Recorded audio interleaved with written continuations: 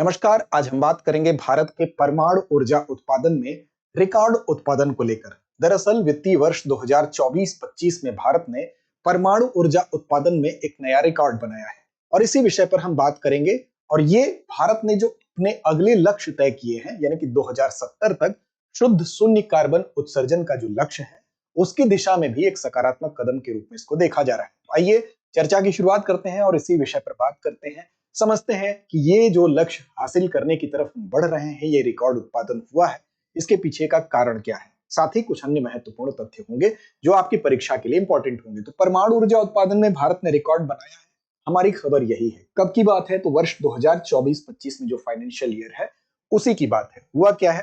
तो अगर एनपीसीआईएल की अगर हम बात करें, यानी कि nuclear power corporation of India limited की बात करें, तो पहली बार किसी फाइनेंशियल ईयर में 50 अरब यूनिट प्रोडक्शन, यानी कि 50 अरब यूनिट की बात हो रही है। इसका आंकड़ा पार किया गया है किसी भी वित्तीय वर्ष में, जो अब तक का हाईएस्ट है। और 49 मिलियन टन ऐसा माना जा रहा है कि इसकी वजह से क्या हुआ है कि 49 मिलियन टन 49 मिलियन टन क्या है? तो इतने मात्रा में जो CO2 उत्सर्जन है उससे बचाव होगा इस कदम से। यानी कि भारत की जो प्रमुख परमाणु ऊर्जा कंपनी है, उसके माध्यम से ये जो हमको रिकॉर्ड उत्पादन की जो सूचना मिल रही है, उससे हम जो 49 मिलियन टन CO2 उत्सर्जन है उससे हम बचाव करने में सक्षम है। अब 2025-26 का जो केंद्रीय बजट हमारा था, उस केंद्रीय बजट में भी ये बात थी कि 2047 तक इसमें ये लक्ष्य निर्धारित किया गया था कि 2047 तक 2047 तक हम क्या करेंगे, तो हम जो अपनी परमाणु ऊर्जा उत्पादन की जो क्षमता है, उस क्षमता को बढ़ाकर ले जाएंगे कितने पर? 100 गीगावाट पर। तो 100 गीगावाट पर ले जाने का हमारा जो लक्ष्य है वो भी हमने तय किया था। और ये क्यों था? तो ये 2070 तक शुद्ध शून्य कार्बन उत्सर्जन का जो लक्ष्य है उसकी तरफ बढ़ने की दिशा में एक प्रतिबद्धता के रूप में इसको देखा जा रहा है। वर्तमान में अगर बात करें तो 8.18 जो है गीगावाट जो प्रोडक्शन है वो हमारा वर्तमान में है, और लक्ष्य है कि 2047 तक इसको बढ़ाकर परमाणु ऊर्जा उत्पादन की जो क्षमता है उसको 100 गीगावाट तक पहुंचाया जाए। तो ये फिलहाल हमारी खबर है। अब इसमें रिकॉर्ड उत्पादन इस वित्तीय वर्ष 2024-25 में दर्ज किया गया। अब ये जो भी उपलब्धि है, इस उपलब्धि के पीछे का कारण क्या है, उस पर भी चर्चा जरूरी है। तो देखिए, उपलब्धि का कारण ये है कि एक तो ऐतिहासिक वार्षिक उत्पादन जो देखने को मिला है, उसके लिए तारापुर जो हमारा परमाणु ऊर्जा उत्पादन केंद्र है, इसमें तारापुर में साथ साथ अगर हम देखें तो कुडनकुलम।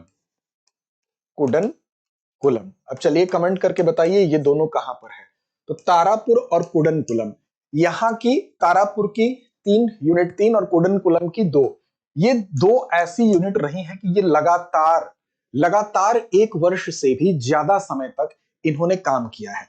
अब लगातार अगर ये 1 वर्ष से ज्यादा समय तक काम कर रही हैं, तो ये किस बात का द्योतक है? ये द्योतक है कि सबसे पहले इनकी विश्वसनीयता, यानी कि इनकी विश्वसनीयता जो है वो है कि ये लगातार 1 वर्ष तक काम कर सकते हैं, और साथ साथ इनकी सेफ्टी सुरक्षात्मक तरीके से, यानी कि सुरक्षात्मक तरीके से ये 1 वर्ष से ज्यादा समय तक लगातार परमाणु ऊर्जा से विद्युत का प्रोडक्शन, परमाणु ऊर्जा से का उत्पादन करने में, प्रोडक्शन करने में सक्षम है। इसका मतलब कि ये हाई लेवल की जो विश्वसनीयता है, सुरक्षा है, उसका भी ये द्योतक है। इसके अलावा ये तो इनकी हुई जो हमारी पुरानी कह सकते हैं कि जो हमारे पुराने यहाँ पर प्लांट है। अब देखिए, नए जो प्रोजेक्ट्स हमारे लगाए गए उनके भी योगदान को इनकार नहीं किया जा सकता, क्योंकि यहाँ पर उनका योगदान भी है। जैसे अगर नई यूनिट की बात की जाए तो रावत भाटा परियोजना का यहां जिक्र करना जरूरी होगा।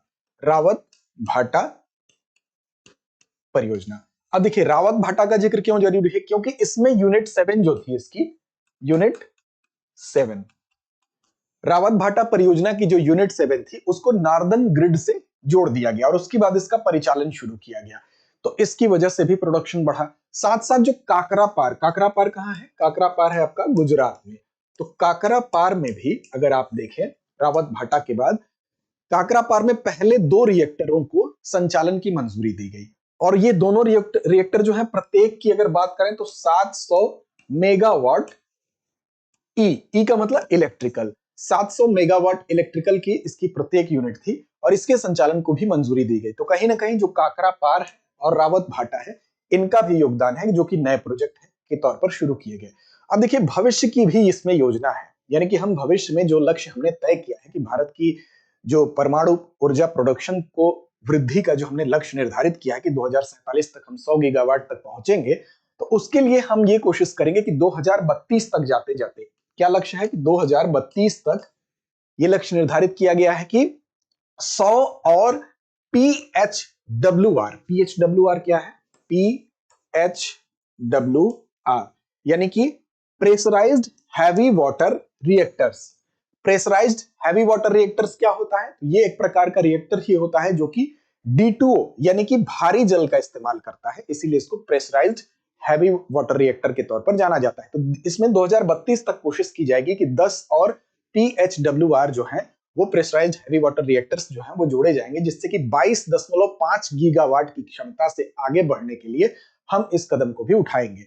अब नए प्रोजेक्ट में अगर हम देखें तो माही बांसवाड़ा परियोजना का भी योगदान है, जो कि 4 यूनिट बिजली वाली 4 इसमें यूनिट है जिसमें प्रत्येक 700 मेगावाट की है। तो माही बांसवाड़ा परियोजना का भी नाम यहां पर लिया जा सकता है।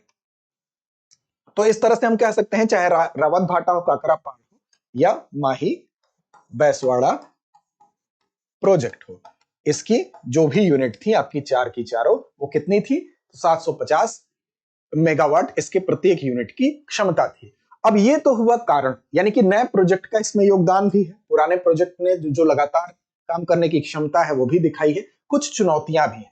लेकिन अगर उन चुनौतियों से पहले एक नजर हम डालें कि भारत की जो परमाणु ऊर्जा की यात्रा रही है, उस यात्रा की अगर हम बात करेंगे तो देखिए इस यात्रा की शुरुआत कब हुई थी? इस यात्रा की शुरुआत हमने कर ली थी 1956 से ही, क्योंकि 1956 में सबसे पहले हमने क्या किया, एक अप्सरा अनुसंधान रिएक्टर लगाया और वहां से हमारी शुरुआत हुई। हालांकि अगर पहले परमाणु प्लांट की बात की जाए तो तारापुर में 1963 में लगा था, 1963 में लगा था, लेकिन शुरुआत हमारी 1956 से होती है अप्सरा नाम के एक अनुसंधान रिएक्टर के माध्यम से।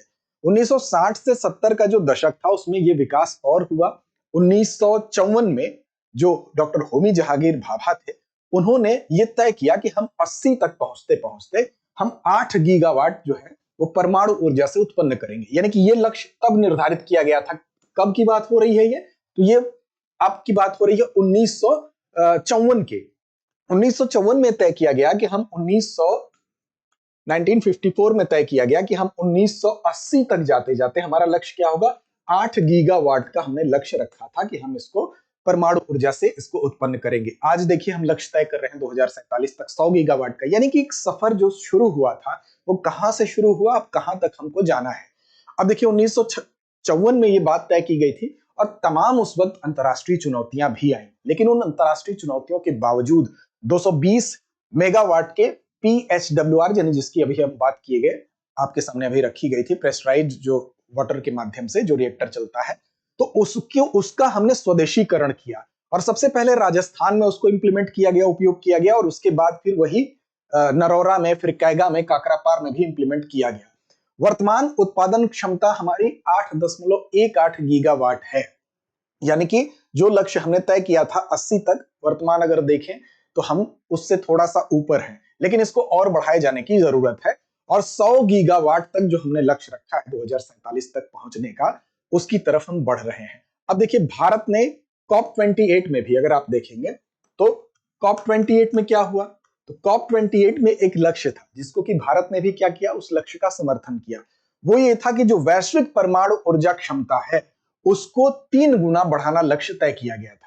तो उस लक्ष्य को प्राप्त करने का भारत चूंकि समर्थन करता है, तो भारत को भी अपनी परमाणु ऊर्जा का जो उत्पादन है उसको बढ़ाना होगा और उस दिशा में भारत ने 2000 अगर हम 24-25 के फाइनेंशियल ईयर की बात करें तो जो रिकॉर्ड उत्पादन किया है, कहीं ना कहीं उस दिशा में भारत का ये कदम उसी से मिलता जुलता प्रतीत भी हो रहा है। अब बात कर लेते हैं चुनौतियों की। देखिए भारत में इसके लिए कुछ चुनौतियां भी हैं, तो विधायी और नियामक बाधाएं हैं। विधायी नियामक बाधाओं की वजह से क्या होता है कि कई बार जो परमाणु ऊर्जा अधिनियम हमारा 1962 है, उसके कारण जो निजी क्षेत्र की कंपनियां हैं उनको बहुत फ्री हैंड नहीं मिल पा रहा है, उनको फ्री हैंड कहीं ना कहीं करने के लिए अभी गुंजाइश है। दूसरी बात, विदेशी निवेशकों को इसमें खींचना भी गुंजाइश है, ये विधायी बाधाओं के अंतर्गत हम इसको भी देख सकते हैं। वित्तीय और लागत संबंधी चुनौतियां इसकी वजह से आती रहती हैं सामने, वो भी दूर हो जाएंगी अगर इसमें इनका जो लूपहोल है उसको समाप्त किया जाए।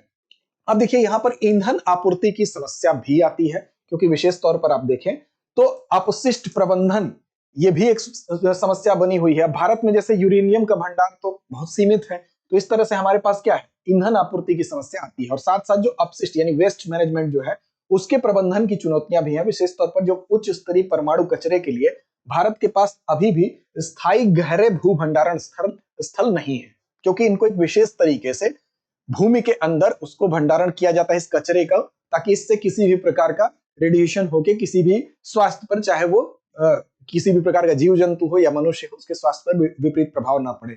तो इससे जो इसके हम कह सकते हैं कि वेस्ट मैनेजमेंट की बेहतर हमारे पास अभी तकनीकी नहीं है, तो वो कहीं ना कहीं ये कुछ चुनौतियां हैं। अगर हम इनको दूर करते हैं तो निस्संदेह हम जो 2047 तक का हमारा लक्ष्य है 100 गीगावाट का परमाणु ऊर्जा उत्पादन का, उसको हम अचीव करने में आगे जैसे बढ़ रहे हैं वो उसको प्राप्त भी कर लेंगे। लेकिन इन चुनौतियों से निपटने के साथ ही हम इस लक्ष्य को प्राप्त कर सकेंगे, इसलिए इसको इग्नोर करके नहीं चलना होगा।